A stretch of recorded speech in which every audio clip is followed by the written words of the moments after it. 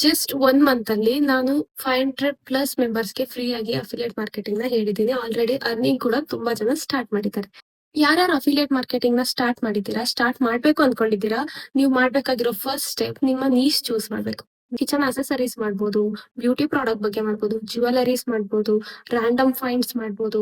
ಹೀಗೆ ಸಾಕಷ್ಟು ವೆರೈಟೀಸ್ ಇದೆ. ಅದರಲ್ಲಿ ಯಾವ್ದಾದ್ರು ಒಂದ್ ನೀಶ್‌ನ ಚೂಸ್ ಮಾಡಿ. ರಾಂಡಮ್ ಎಲ್ಲಾ ಪ್ರಾಡಕ್ಟ್‌ನು ಮಾಡ್ಬೇಡಿ. ಮತ್ತೆ ಟ್ರೆಂಡಿಂಗ್ ಆಗಿರೋ ಕ್ಯಾಟಗರಿನ ಸೆಲೆಕ್ಟ್ ಮಾಡೋದು ತುಂಬಾನೇ ಇಂಪಾರ್ಟೆಂಟ್. ಈ ಅಫಿಲಿಯೇಟ್ ಮಾರ್ಕೆಟಿಂಗ್ ಅಲ್ಲಿ ನಿಜವಾಗ್ಲೂ ದುಡ್ಡು ಬರುತ್ತಾ?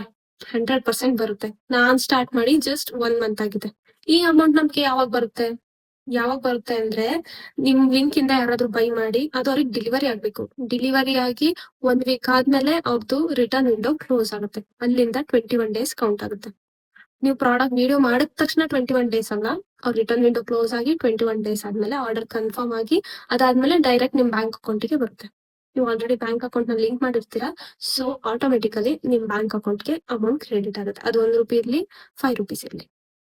ಆಲ್ರೆಡಿ ತುಂಬಾ ಜನ ಅಫಿಲಿಯೇಟ್ ಮಾರ್ಕೆಟಿಂಗ್ ನ ಸ್ಟಾರ್ಟ್ ಮಾಡಿದ್ದೀರಾ. ನಿಮಗೆ ನೀವು 1 ಇಯರ್ ಟೈಮ್ ಕೊಡಿ, ಅಷ್ಟೊತ್ತಿಗೆ ಏನಾದ್ರೂ ಒಂದ್ ಚೇಂಜಸ್ ಆಗೇ ಆಗುತ್ತೆ. ಅದರಲ್ಲಿ ಎಷ್ಟು ಕಮಿಷನ್ ಇದೆ ಅಂತ ನೋಡ್ಕೊಂಡು ರಿವ್ಯೂ ಮಾಡಿ. ಅವರಿಗೆ ಪೇಮೆಂಟ್ ಕ್ರೆಡಿಟ್ ಆಗ್ತದೆ, ಆದ್ರೆ ನನ್ನ ಫೋನ್ ಅಲ್ಲಿ ತೋರಿಸ್ತಾನೆ ಇಲ್ಲ, ನನಗೆ ಮೆಸೇಜ್ ಬರ್ತಾ ಇಲ್ಲ ಅಂದ್ರೆ ನೀವು ನಿಮ್ phone pay, Google pay, Paytm ಇಂತ ಅಪ್ಲಿಕೇಶನ್ ಅಲ್ಲಿ ಚೆಕ್ ಮಾಡ್ಬಿಡಿ. ಬ್ಯಾಂಕ್ ಸ್ಟೇಟ್ಮೆಂಟ್ ಅಂದ್ರೆ ನೀವು ಯಾವ ಬ್ಯಾಂಕ್ ಯೂಸ್ ಮಾಡ್ತಿದ್ದೀರಾ ಅದ್ರ ನೆಟ್ ಬ್ಯಾಂಕಿಂಗ್ ಅನ್ನೋ ಅಪ್ಲಿಕೇಶನ್ ಇರುತ್ತೆ. ಅಲ್ಲಿ ನಿಮ್ ಸ್ಟೇಟ್ಮೆಂಟ್ ನ ಡೌನ್ಲೋಡ್ ಮಾಡ್ಕೊಂಡು ಅದ್ರಲ್ಲಿ ನೋಡಿ. ಇಲ್ಲಾಂದ್ರೆ ಡೈರೆಕ್ಟ್ ಬ್ಯಾಂಕಿಗೆ ಹೋಗಿ ಕಾಂಟ್ಯಾಕ್ಟ್ ಮಾಡಿ, ಕೊಟ್ಟಿದ್ದ ಟೈಮ್ ಒಳಗಡೆ ಕ್ರೆಡಿಟ್ ಆಗಿರುತ್ತೆ. ಇದನ್ನೆಲ್ಲಾ ಬಿಟ್ಟು ಇನ್ನೂ ಏನಾದ್ರೂ ಡೌಟ್ ಇತ್ತು ಅಂದ್ರೆ ನನ್ನ ಹೈಲೈಟ್ಸ್ ಅಲ್ಲಿ ಗ್ರೂಪ್ ಲಿಂಕ್ ಇದೆ, ಅದನ್ನ ಜಾಯ್ನ್ ಆಗಿ ಅಲ್ಲಿ ಡಿಸ್ಕಷನ್ ಮಾಡಿ. ಇನ್ನೂ ಏನಾದ್ರೂ ಡೌಟ್ ಇದ್ರೆ ಕಮೆಂಟ್ ಮಾಡಿ.